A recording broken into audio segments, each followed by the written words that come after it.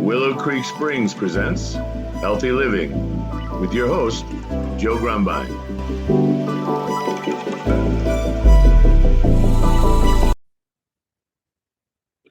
Well, hello and welcome to the Healthy Living Podcast. I'm your host, Joe Grumbine, and today we've got a special guest. His name is Don Kurz, and Don's an entrepreneur, a former championship lacrosse player, a dance instructor who regularly danced the hustle at Studio 54. He's been a senior partner in a major international consulting firm and successfully taken a company public on NASDAQ, started a hedge fund, and currently is the executive board chair and principal shareholder of leading creative agency Omelette LLC. He's got a new book, Do the Hustle, Life Lessons from Studio 54, the champion lacrosse field, and the boardroom. So it sounds like we've got a lot to talk about. Don, welcome to the show. Thanks very much for having me, Joe.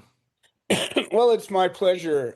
You know, we have a wealth of variety of guests out here, and we talk about healthy living, mind, body, spirit, and a lot of times we get into things like people get stuck, they get into a bad space, they can't make good decisions, they fail, and they let it get them down. And for those of us, I'm an entrepreneur as well, not nearly as successful as you, but I love building things from scratch, and failing is my graduate school, and it's okay.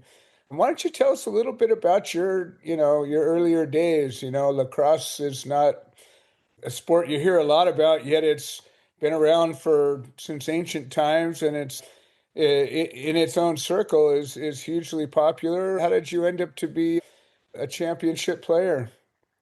Well, I went to high school. I was born in Queens, New York, and then moved when I was 5 to a place called Elmont, which is the first town in Nassau County, Long Island. And I was always interested in sports. And as it happened, my football coach in junior high and then through high school the multiple coaches were all lacrosse players. Huh? And indirectly, they would basically say, you want to play on the football team or you want to start on the football team, you better get into this thing called lacrosse, which was very Wow. unusual. And again, it wasn't quite a quid pro quo, but that was the implication. And I loved baseball, like many of us growing up, playing in Little League, and I Right. wanted to be a baseball player and a big Yankees and Mets fan. And it was you play lacrosse in the spring, you don't play baseball. So lacrosse, as I'm sure know, Joe, is kind of a mix of hockey, soccer, football, quite a bit of contact, a lot of speed in terms of they call it the fastest game on 2 feet. Right. And so it's a nice blend of both running and fluid movement, but also the ability to hit pretty hard. So I took to it. I really enjoyed it. I'm not a very big guy, so I wasn't going to be a Ohio State middle linebacker when I graduated high school. But lacrosse while the people are big, you don't have to be necessarily 6'2", 220 to play it, because speed and agility and hand-eye coordination are essential. Yeah, I mean, hand-eye coordination to me seems like it would be a big part of this. You're trying to catch this real fast-moving Exactly. thing in a little net that's about as big as your hand, and you got this pole you can throw it on, and it gets moving. Excuse me. And to me, I would think if you're really good at that, you'd be like a Wayne Gretzky and just kind of slide around through everybody and zip that thing around. Yeah, many of the top college and pro players were high school hockey stars, and they had to make a decision because many of them are Canadian. Some of the best lacrosse players are Canadian. Of course, hockey is so big up there. So you're exactly right. Same core skill. Yeah, absolutely. So what happened? How did you go? What happened to your aspirations of, staying with that? Well, I fortunately got recruited by a number of the top lacrosse schools, and I ended up choosing Johns Hopkins, which Okay. most people know as a great place for medicine and I to was going to say become a it's a medical doctor. school. Yeah. Yeah. And that's its brand is most known for it, but also lacrosse. A fun fact, it has the most national championships of any college team in history. It has been playing for over 130 years and Okay. 44 national championships, including 9 NCAA in the playoff NCAA era championships. So when they recruited me, it was like that is the dream. It's the equivalent of if you're a football player going to Notre Dame or Wow. Alabama. And so I was fortunate enough to get recruited there and then become a regular player as a freshman and was part of the 1974, dating myself, national championship team as a freshman. So it Nice. was quite a run, and I was just all in on lacrosse and aspiring to be an All-American, given my strong freshman and sophomore year. And then that dreaded thing called AstroTurf, Ooh. which came on the scene in the 70s. Yeah. And I think road burn with that stuff. oh, particularly the early iterations of it, Yeah. it was brutal. And at the University of Pennsylvania Franklin Field, where the Philadelphia Eagles played at the time, I got a bad ACL and MCL knee tear. Oh no. The first scrimmage of the 1976 season, which was my junior year, which was Oh. my anticipated breakout year. And then Uh, I ended up trying to come back for the playoffs 3 months later, and I tore it again oh the man. first practice back. So my lacrosse career, again, I'm not a big guy, so my Yeah. entire Yeah. ability to be faster and more agile than the others, you start to lose a step with those knee injuries. Oh So yeah. I had a pivot, and I went from the low point of my life, which was my world was destroyed because of my lacrosse career was over, to falling into this crazy thing called disco in the late 70s in New York, which was just fortunate and lucky because who knew that that thing would emerge. And then Right. this club called Studio 54, and then the movie Saturday Night Fever came out, and all this thing emerged. And I happened to meet a young lady who was a dance instructor at a place called New York Hustle. Okay. You can't make that up. And I got into it and became a regular at Studio 54 with some of the top celebs you'll ever imagine, from Mick Jagger to Truman Capote to Andy Warhol to Jackie Onassis, just Yeah, quite everybody the went there. collection. Yeah, absolutely. And so, from that experience, were you able to create any relationships or, take that and make anything from it? Well, I wish I could say I became friends with all those celebrities, but that's not the case. But Right. I was hanging out and dancing on the floor with them. But what it did do was allow me to get this dance teacher career launched while I was going to graduate school at Columbia. And I became a dance instructor for the students and their friends. And then I taught at Arthur Murray, which some of your listeners might know is a big ballroom dance Oh, okay. um, national dance chain. And Nice. that just opened up tons of doors. I knew I wasn't going to be a dance teacher the rest of my life, but the people you meet, the experience, the kind of joy of just dancing Right. in the midst of whatever the problems are around you was a very special time. Nice. And so obviously you're not doing that anymore. What got you as the next move? Yeah, well, at Columbia, getting my MBA, I ended up spending my first semester at Studio 54 and teaching dancing and not much time in the classroom. And I was Uh-huh. very close to flunking out.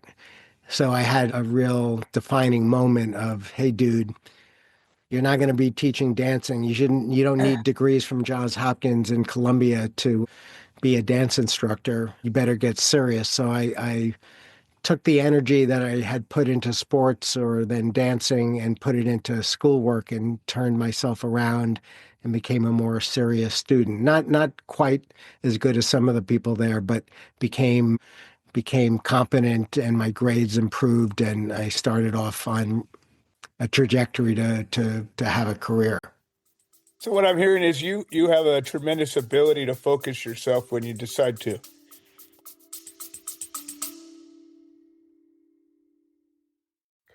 Hi, this is Joe Grumbine, and I wanted to share an update. The platform that hosts this podcast has made some changes to the subscriber settings, and we have a number of subscriber-only episodes that we offer to the supporters, and for a minimum of $3 a month, we can get you signed up. And if you're already signed up and you're having some kind of trouble locating these episodes in the other platforms, I would say maybe the best answer is to unsubscribe and then resubscribe. I'm sorry for the hassle. I don't have any way to make a change, but I'm very grateful for all the support. Thank you.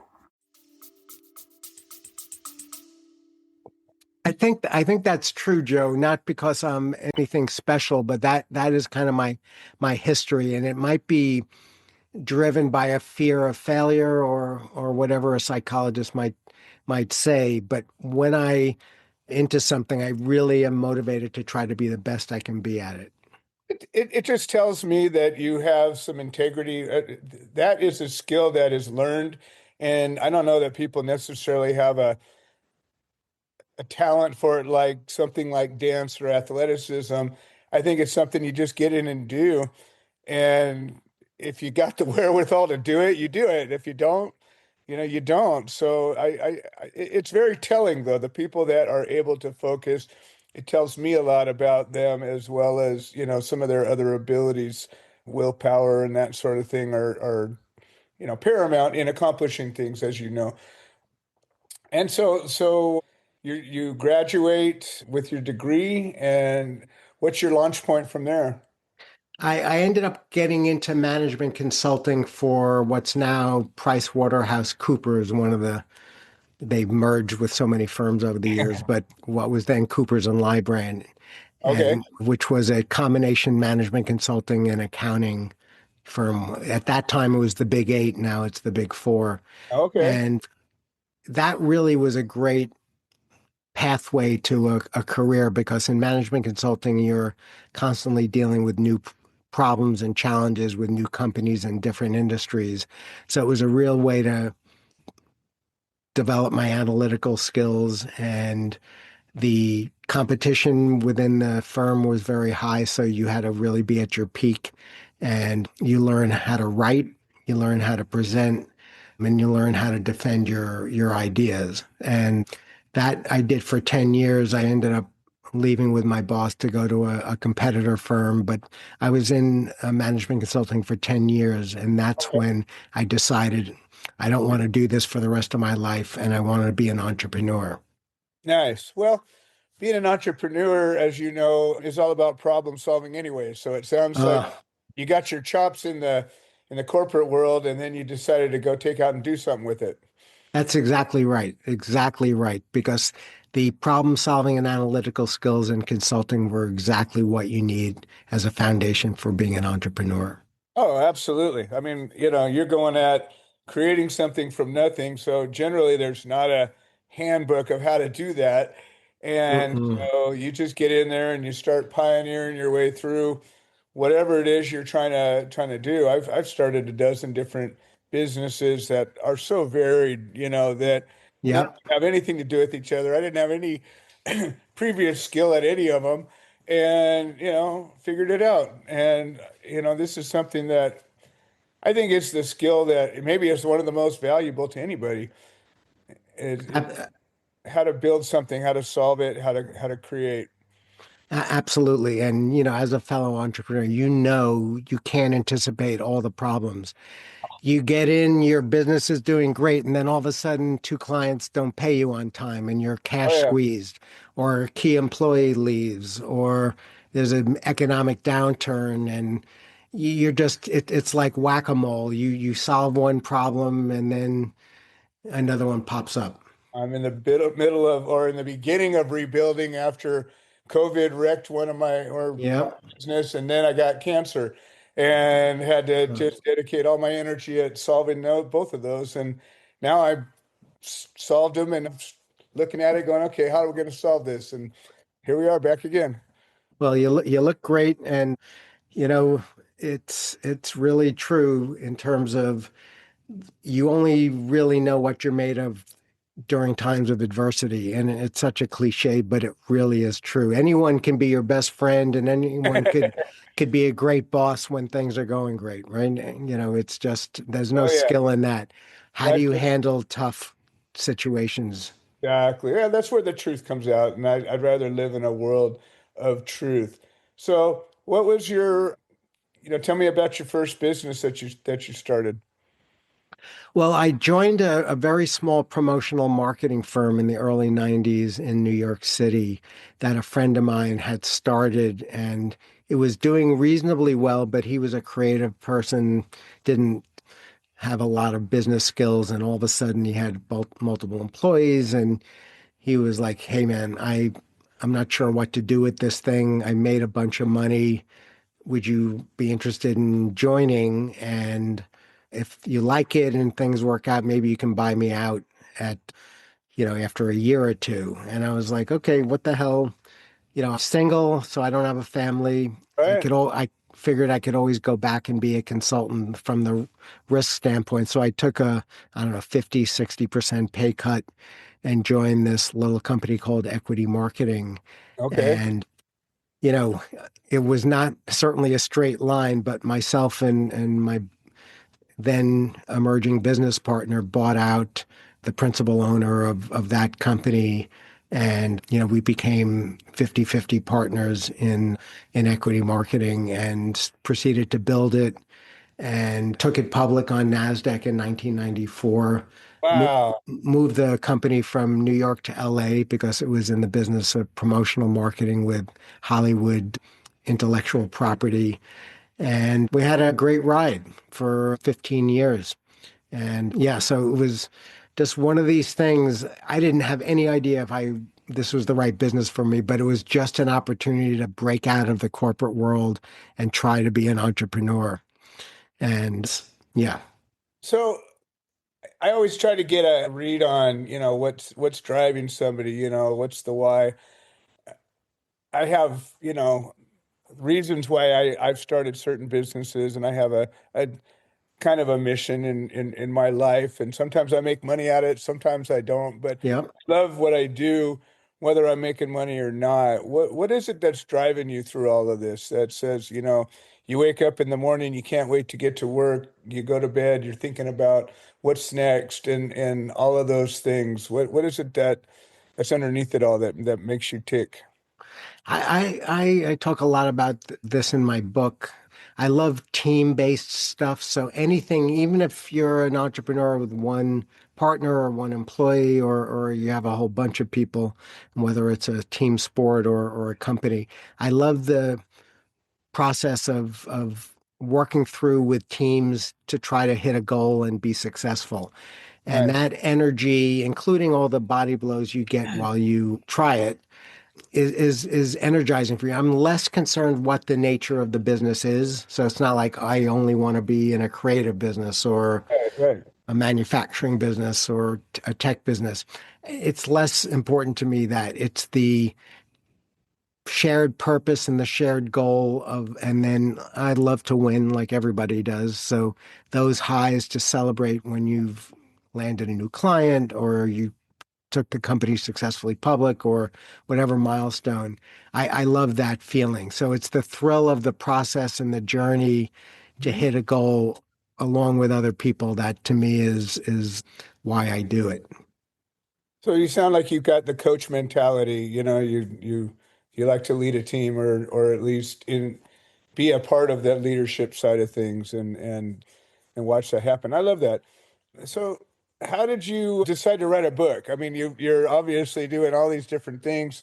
Well, those of us that live our lives generally have a book or two in us, but few of us ever, write it down and decide to publish it. I got a dozen books I could write, but I don't know if I'm ever going to write any of them. That's why I do this podcast. I kind of tell my story that way, and at least it's Yeah. there. Yeah. And I think we all have different paths. I can't say like you. I always said to myself, oh, there's a book in here. And, my wife, says, you should write a book and Right. you have some good stories and whatever. And I was like, yeah, but it's overwhelming to think of writing, particularly a good book or a Right, competent right, book. right. Yeah. And then I was called by a big business publisher who I guess trolls LinkedIn profiles and looks for people who might be a good fit for their label and can use their publishing platform. And they said, we like your background. Would you be interested in writing a book under our label? And Okay. I said, oh, that's cool. I'm interested in exploring it. So he did what's called a book plan, which is a fairly detailed document, about 30 pages, which has what's the book about, who's it targeting, table of contents. Okay, these are going to be the chapters, a draft chapter. So, fairly rigorous exercise. And at the end of it, you write it kind of jointly with one of their writers, and it was like, this is good, but Mhm. it didn't. I wrote an essay about this. It didn't have any soul. It Oh, was, okay. other people could say the same thing, and I don't think I'm that unique of a business person that I have just a pure business story to tell. So I was like, thank you. I'm not going to pursue this because it's a big commitment, and until I figure out if I have something really unique to say. And so I then started taking notes anytime something came in my mind about my anything from my childhood to sports to business to the dance world. I would just take notes on it without trying to vet it, without trying to see if it ties into the anything else. And all of a sudden I had, I don't know, 10, 11 pages of detailed notes. And I looked through that and I saw a theme, this kind of intersection of sports and dancing and business that I Mhm. don't think many people have. Of course, each of them individually, lots of people Sure. have. And the way those things intersected and fed off one another, I thought was, hey, this is pretty fun and unique. Mhm. So engaged an editor up front to just help me think through how to structure something like this. And that was helpful because I've never written a book. I'm a Right. fairly good writer and I've written plenty of articles, but a book, you know, Yeah, it's a whole different animal. Yeah. yeah. And I was very clear. I don't want this to be a memoir. I want it to be a Right. lessons book told through elements of my life story. Uh-huh. So it was an 18-month process. So it's not write this book and publish it next week. Right.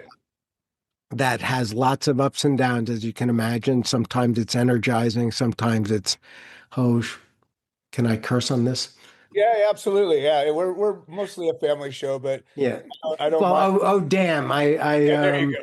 I, that chapter kind of contradicts chapter three, Right. and I don't have the energy to rewrite it or rewrite chapter three, or, maybe no one will notice. And then you drop your pencil, figuratively for a week or two because you don't want to deal with it. And you go through all these machinations and finally you get a book out, and then it's a very scary process to go through editing, to read the whole things and say, boy, that's good. That's a little Right. weak here. That's a little dry here. And then you start getting editors to come in and kind of really challenge you, tear it apart. So it was quite a journey. And again, for me, it was 18 months. For others, it could be quicker, it could be longer, because I was still, working full time and I had fairly extensive spine surgery during Oh, the okay. middle of it. And so, but You don't want to take any easy road now, do you? well, that wasn't part of the plan. It was those things happen to you, particularly when you're in playing football and lacrosse and getting hammered for, the better part of a decade.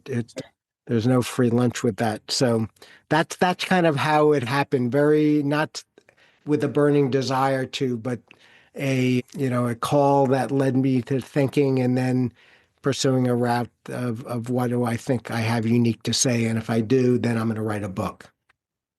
Excellent. So I have a copy of your book. I've skimmed it briefly. I just got dealing with a bunch of health stuff. Sure. I haven't been able to focus on that. And this came up quicker than I thought.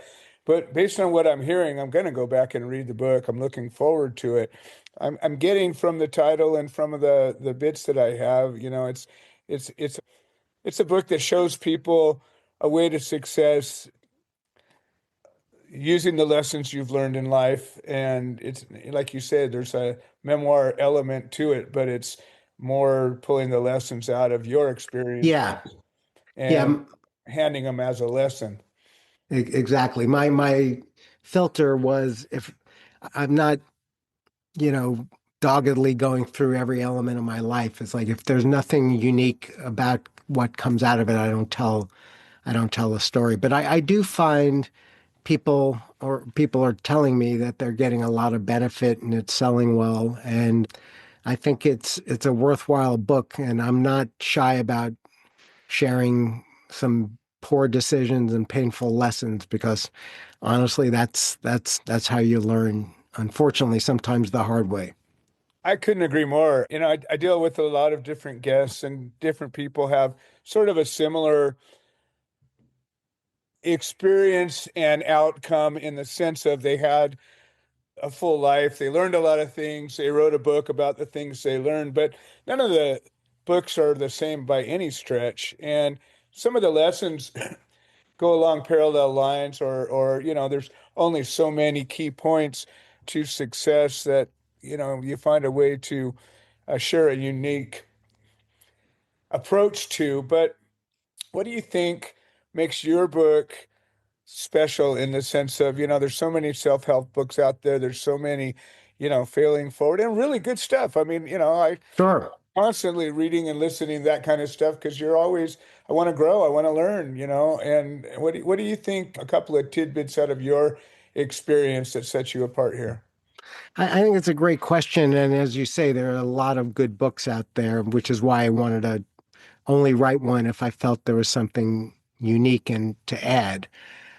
I think my stories are fairly unique, and I'm very transparent about my mistakes and the reflections and what I learned and what I went through. And I don't think most books are that. Most books in the self-help category, and I'm not sure exactly how to best categorize my book, but that would certainly be one way, are more, this is what you do, this is the lessons learned. And yeah, there's always some personal anecdotes, but I go much deeper into some of the choices, the amount of money I lost from making bad decisions, from my first marriage that ended up in divorce, to some really difficult business problems. We talked about earlier in my career the devastating knee injuries and how I went from my lowest point in my life to this kind of joy of this crazy disco era, and the lessons of how to make that pivot and that transformation.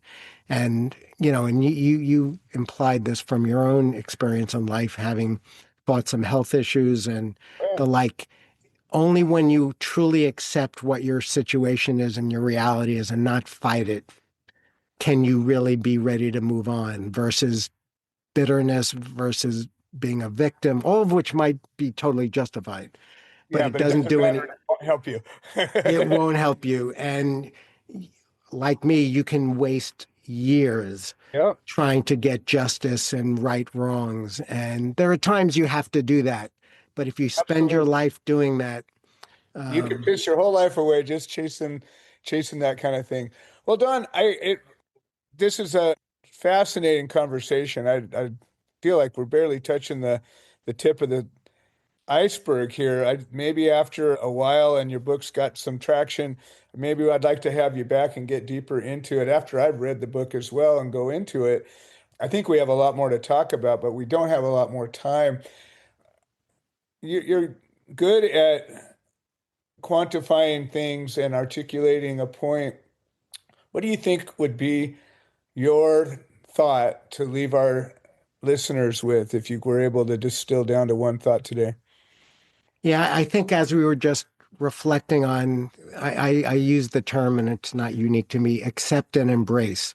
So accept the brutal reality of whatever the situation is. You know, your biggest client just left you. Your wife is this. Your best employee is that. Your knee is now irreparably damaged where you're never going to come back to where you were. Whatever it is, doesn't mean you're happy about it, doesn't mean it's unfair, it doesn't mean all the things that, damn, I shouldn't have done that, I shouldn't have, whatever.